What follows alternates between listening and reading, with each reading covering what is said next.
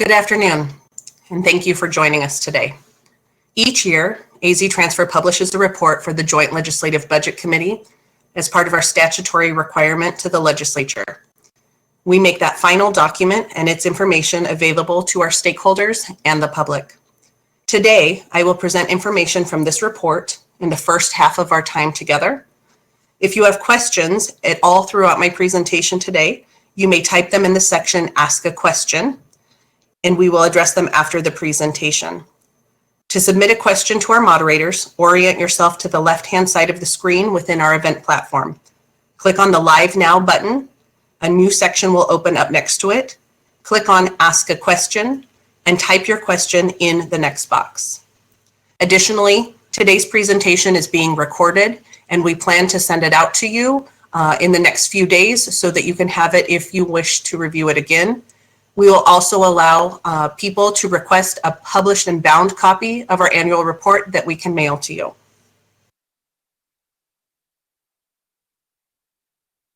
AZTransfer is the collective effort of Arizona's 10 public community colleges, 2 tribal colleges, and the 3 state universities.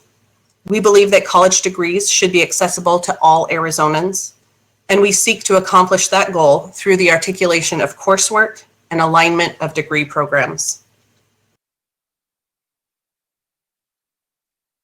As an organization, we provide 3 critical services to our institutions and the Arizona community at large.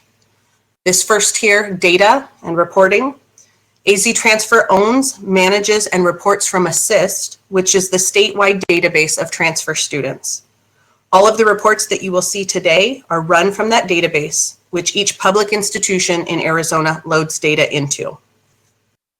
Our comprehensive online tools allow advisors, counselors, and students to identify, plan, and prepare for the most efficient route from the community college to the university. Training and support is a critical component of our statewide network. We provide training, professional development, and network opportunities for individuals throughout the education pipeline, including academic advisors, school counselors, faculty, administrators, and even some governing board members. Our Arizona transfer structure is often used as a national model, and we are regularly contacted by system offices and individuals in other states wanting advice about how to implement something similar in their colleges and universities. You can see here from this year-end review that we stay consistently engaged with different constituent groups throughout the year. We are governed by our steering committee, which is comprised of the chief academic officers from each of our institutions, and we meet with that group on a quarterly basis to review policies, discuss current practice, and examine opportunities for development and statewide innovation. Our busiest season is typically in the fall, when we host and facilitate statewide meetings to 40 to 50 different articulation task forces. Each spring, we typically coordinate and host our annual summit for 2 days of professional development and networking. And if you have worked with our institution in the past, or if you had registered for the event last spring, you know how long we waited and how thoughtful we were in our decision to cancel it in the middle of March during the initial spread and quarantine of the COVID pandemic. 2020 was our highest registration for the summit, with record number registrations, and we had a phenomenal speaker lined up for that event. It truly was a sad day for us when we sent out those cancellations and those refunds. Our data team receives loads from our colleges and universities at regular intervals throughout the year and publishes standard reports according to an internal timeline. We also hold a variety of trainings throughout the year, similar to what we're doing today, according to the different needs of our groups. One of my favorite trainings is the Facilitator Training Retreat that we hold each summer in Flagstaff. Last year's training looked very different than previous years, but we were able to pull off a 3-day virtual training that hit all the high notes to prepare facilitators for the fall 2020 ATF season. And the end result was something that looked a lot like training and a lot less like a typical retreat. Fast facts. Here, as I mentioned before, all of these are pulled and analyzed and published from an internal database that we use called ASSIST, that each of our colleges and universities load data into, and it allows us to aggregate statewide data and share information with you. So here are some of the most notable highlights from the past year in transfer. This figure here, 10,176, represents the new transfer students who have transferred from an Arizona community college to ASU, NAU, or U of A. And I can tell you this is the one figure that in the past 5-6 years that I've been with AZTransfer that a lot of organizations and individuals are interested in. They want to know the volume of new transfer students that are coming from our community colleges into the university system. But each year, this number stays right around 10,000 students with minimal fluctuation up or down. This is the traditional definition of new transfer students that's used here in Arizona, but also used nationally, defined as those students who completed 12 or more credits at an Arizona community college post high school graduation and then transferred to a university. This next figure here looks at transfer students and transfer credit in a slightly different way. This is looking at university graduates from ASU, NAU, and U of A. 52.6% of those university graduates had credit from an Arizona community college. So anyone who graduated with a bachelor's degree from ASU, NAU, or U of A with any amount of credit from an Arizona community college. It could be a traditional new transfer student from over here.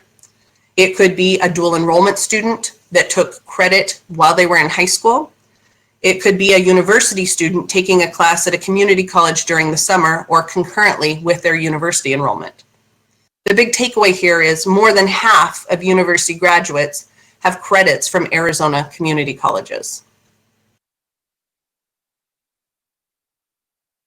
A few of the stats cited here have their own charts and graphs that I'm going to explore and explain in greater detail in a few minutes.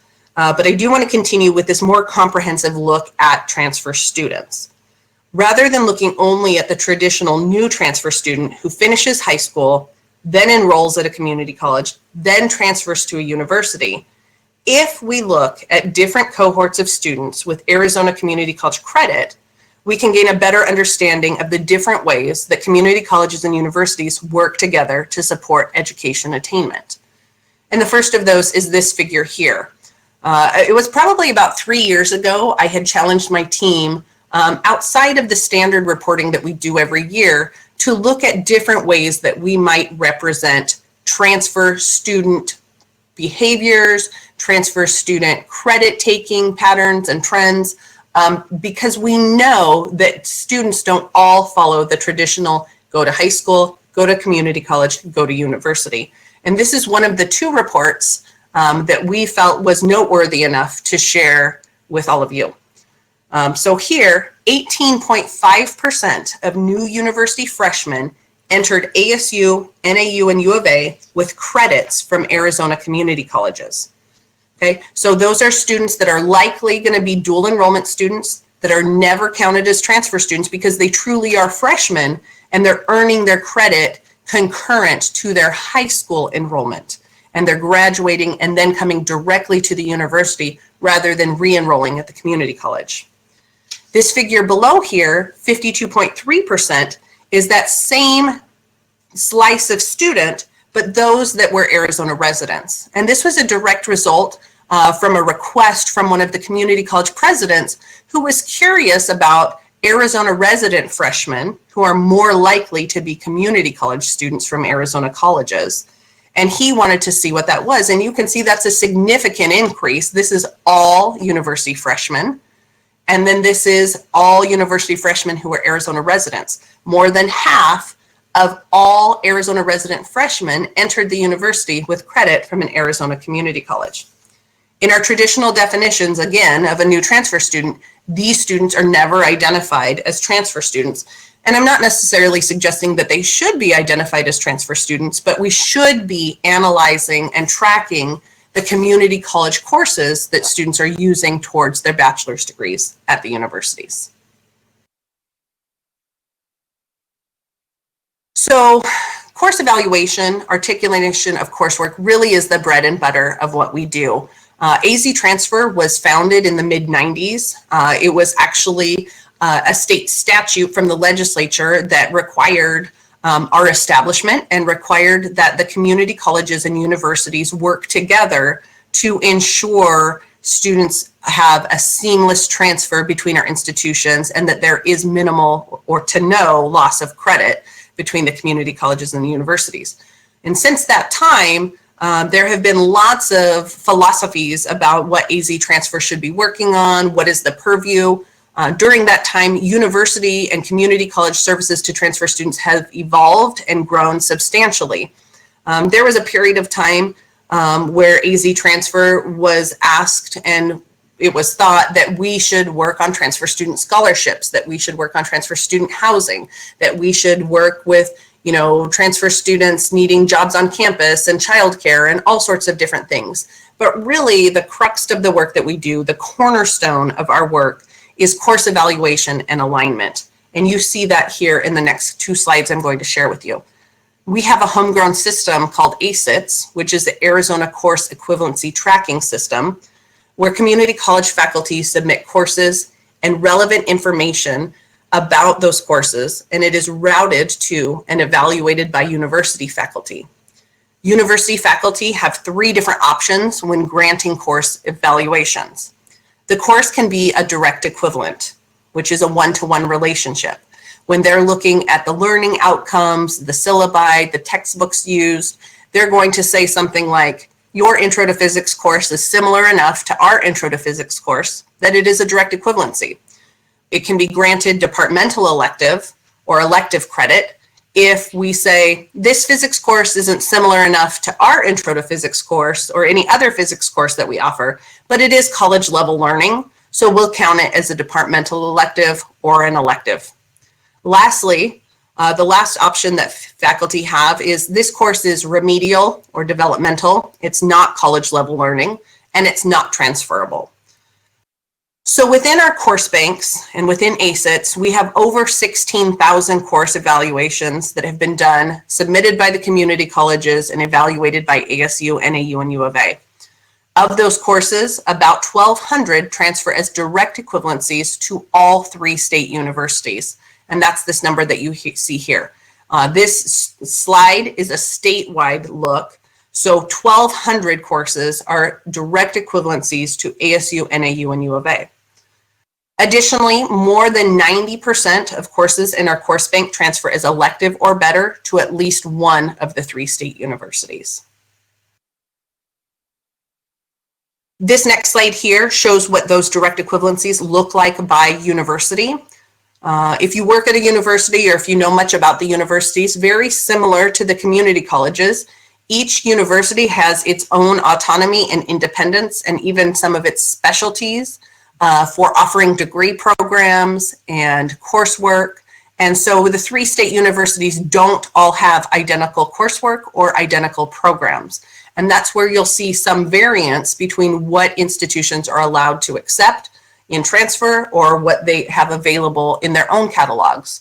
So a question I often get is, you know, why aren't these exactly the same? And that is the answer. The other answer is, for example, a highly specialized area like Japanese is not offered at all three of our state universities, nor is it offered by all 10 of our community colleges and our 2 tribal colleges.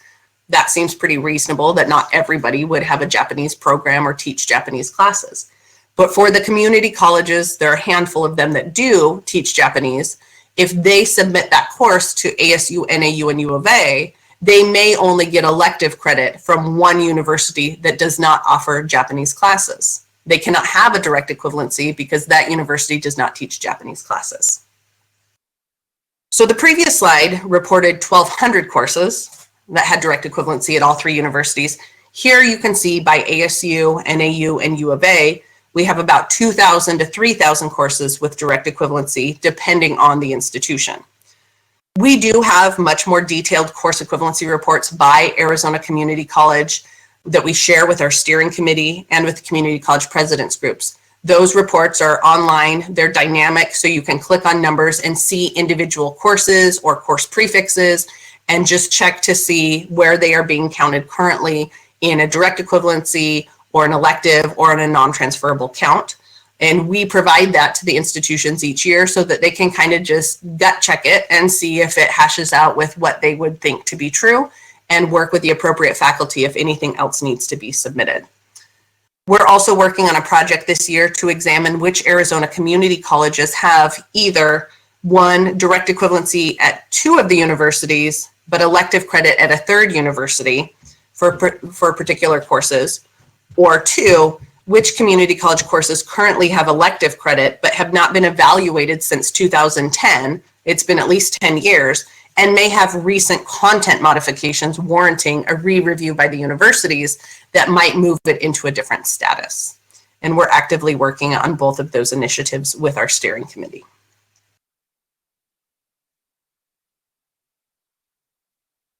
Partnership and statewide collaboration are critical to the success of our Arizona transfer system. Relationships are one of the strongest assets we have with our institutions and other education organizations in the state.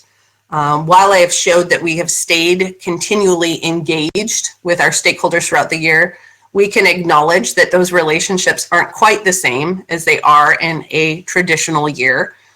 Virtual trainings, virtual presentations like today, clearly I want to communicate with each of you, but it's not the same as being in the same room. It's not the same as having our summit and sitting together at the same table and feeling that collegial sense and that collaboration that we feel when we're all literally and figuratively sitting at the same table, working on the same issues together. But we have made the best of it, like many of you have in the current situation, to continue to engage our audiences and work together for that partnership. And we're looking forward to a time where we can be back together in the same room. This past year, before the pandemic did become a top priority for so many of us, we were making considerable efforts to engage K-12 superintendents and school counselors. So much of our work over the past 25 years has focused specifically on community colleges and universities. And we've had many requests and validation from K-12 that they would like our tools and our resources shared with their audiences as well.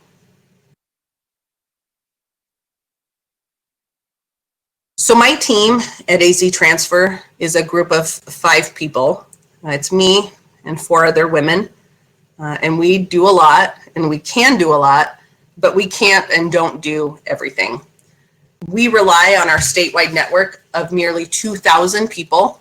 Many of you are on this meeting today, from faculty to academic advisors to registrars and graduation technicians. It takes a lot of people in a lot of places to support and maintain this work. Each ATF is comprised of a minimum of 1 representative from each college and university in Arizona. Additionally, each institution provides us with a facilitator who is considered their institution's curriculum expert. And we depend on that person to help us manage the catalog, their curriculum, and faculty and other trainings at their institutions.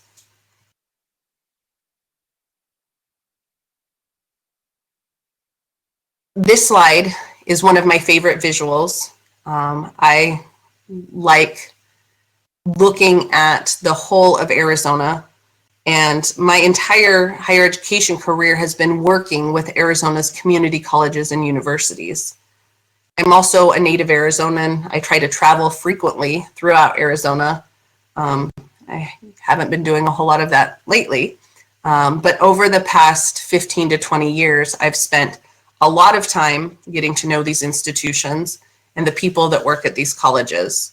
And the communities that they serve. At one point, I had a goal to visit every community college campus in Arizona.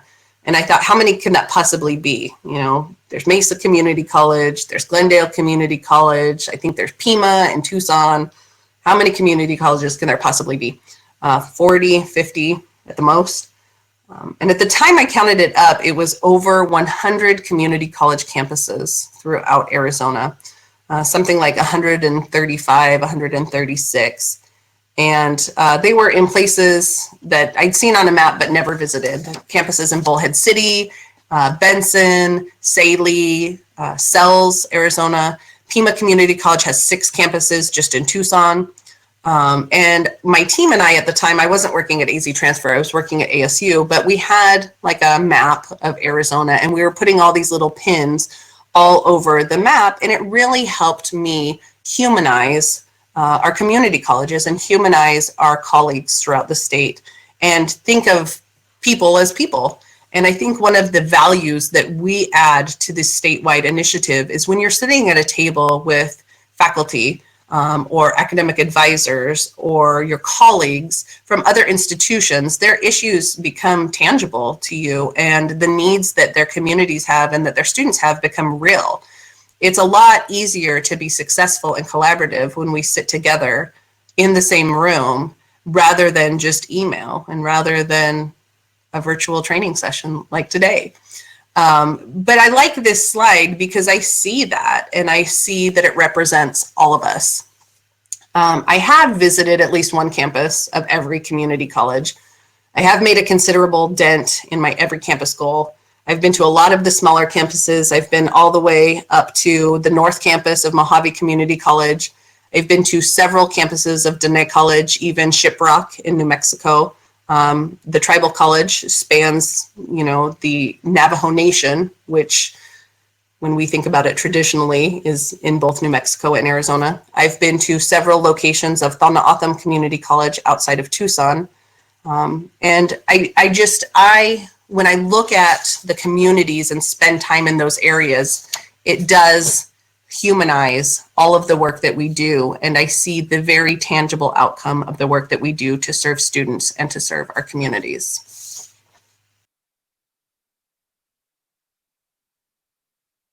Arizona is one of only a handful of states with a comprehensive model, network, and structure to support and track students transferring from the community colleges to the universities. The Arizona transfer system has several critical components that are supported through our processes and our policies. And the pipeline for earning credit can begin as early as high school through dual enrollment or through credit by exam like advanced placement, international baccalaureate, Cambridge. There are also the CLEP exams and the DSST exams.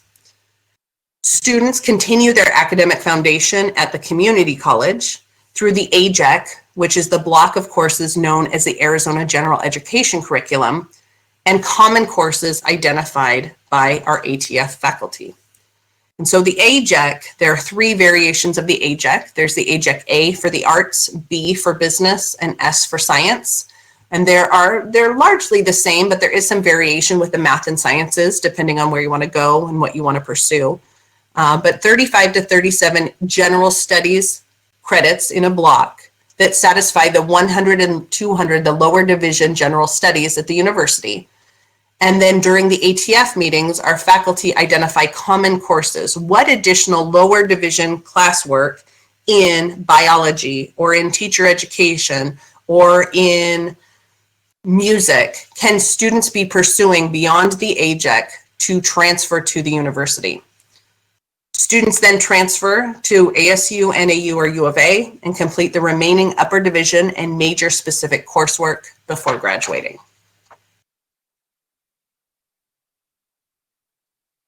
A big portion of our work is managing the ATF season. We convene over 1,300 faculty in 43 different disciplines from 15 different institutions each year to review course and exam equivalencies and discuss curricular alignment. Those meetings take place during the fall semester, often on Fridays. Some weeks we have as many as 8 or 9 meetings running simultaneously. This year, those meetings were no different other than they were held entirely virtually via Zoom.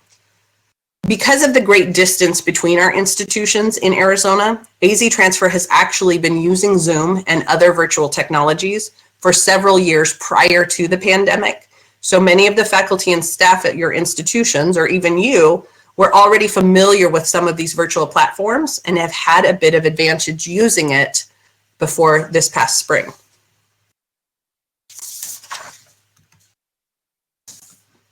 Through AZTransfer.com, we provide a suite of online advising and planning tools and resources to identify, prepare for, and plan an efficient transfer from the community college to the university.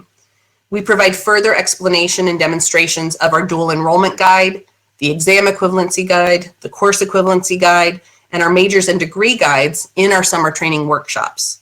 So if those are of interest to you, I'm not going to demonstrate them today, but please be sure to sign up for one of those sessions in the future. As I mentioned earlier, our ASSIST database allows us to aggregate statewide data from all of our partner institutions and analyze and publish these trends. We have several standard reports that we publish annually, including these represented in the next few slides. Here we identify baccalaureate degree recipients, graduates from ASU, NAU, and U of A that entered the university as new transfer students. You can see that this figure is right around 7,500 students each year, really without significant movement up or down in recent years. And I think this is largely due to the limitation of the traditional definition of new transfer students, not inclusive of some of those other populations that I mentioned earlier during the Fast Facts. This pie chart, we do look more closely at those baccalaureate degree recipients from our universities, not just the 7,500 students that entered the university as new transfer students. This pie piece here represents the students who graduated from ASU, NAU, or U of A without any credits from Arizona community colleges, 47%. A quarter of the graduates are traditional new transfer students. So that's reflective of the 7,500 that we looked at. They graduated high school, they took some classes at the community college, 12 or more credits, and they transferred to the university.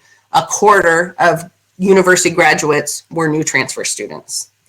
Here, this gray pie piece, 12%, or about an eighth of the graduates entered the university as freshmen with Arizona community college credits. These are most likely, we believe, to be dual enrollment students who are earning community college credit prior to high school graduation. And so I mentioned that as Fast Facts earlier, the slice of that was those students entering the university at the time of transfer, and then this is looking once they graduated. And so 12% of university graduates entered the university as freshmen, but came with Arizona community college credit. This last pie piece, the chartreuse pie piece, is any other student that had Arizona community college credit that wasn't in the first two pie pieces. They could have been a university student that took a community college class through a consortium agreement or over the summer concurrent with their university enrollment, or they might have transferred to a university with fewer than 12 credits from an Arizona community college, but had credits from an out-of-state community college or university too. The end result is a Fast Fact that I cited earlier. More than half of university graduates have credit from Arizona community colleges.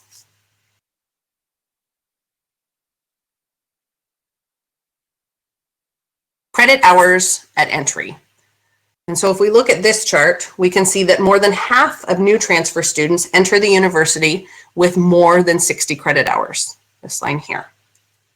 This is important because national and statewide research shows that students are more successful if they complete the AJEC and associate degree before transferring to the university.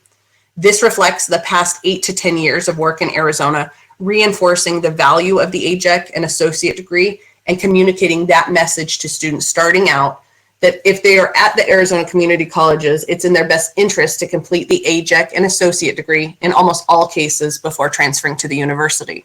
And so by comparison, you can see this pocket of students here, 12 to 23 credit hours. This is taking a semester or two at the community college and thinking that you might be ready to transfer to the university.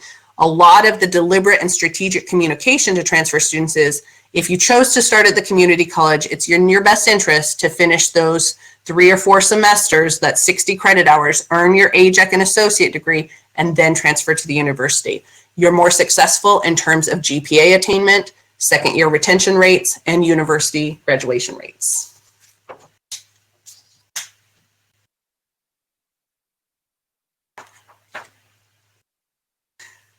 This slide here, baccalaureate degree graduation rate, the big takeaway from this third chart is what's represented by this top line here. This chartreuse line at the top is a group of transfer students with the highest graduation rates across the chart at all 4 points of measure. And so we're looking at 3-year graduation rates, 4-year graduation rates, 5- and 6-year graduation rates from the time that the student transfers to the university. And you can see that transfer students who complete the AZTransfer or associate degree have the highest rates of graduation if they also enroll at the university full time once they get to the university. And that's this population here. You can see other cohorts of students, whether they only came in with an associate degree but didn't enroll full time, or if they enrolled part time. But again, this is the messaging that we want to have to students. In almost all cases, it's in your best interest to complete the AZTransfer, to complete the associate degree, and then enroll full time at the university.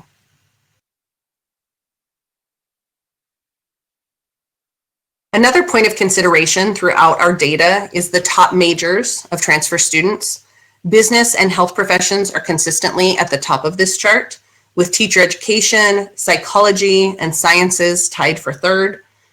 These are usually also representative of the largest community needs throughout our state, but not always. We have also explored opportunities with Equifax and the Arizona Department of Education and other organizations to examine wage data and employability of graduates as a future project.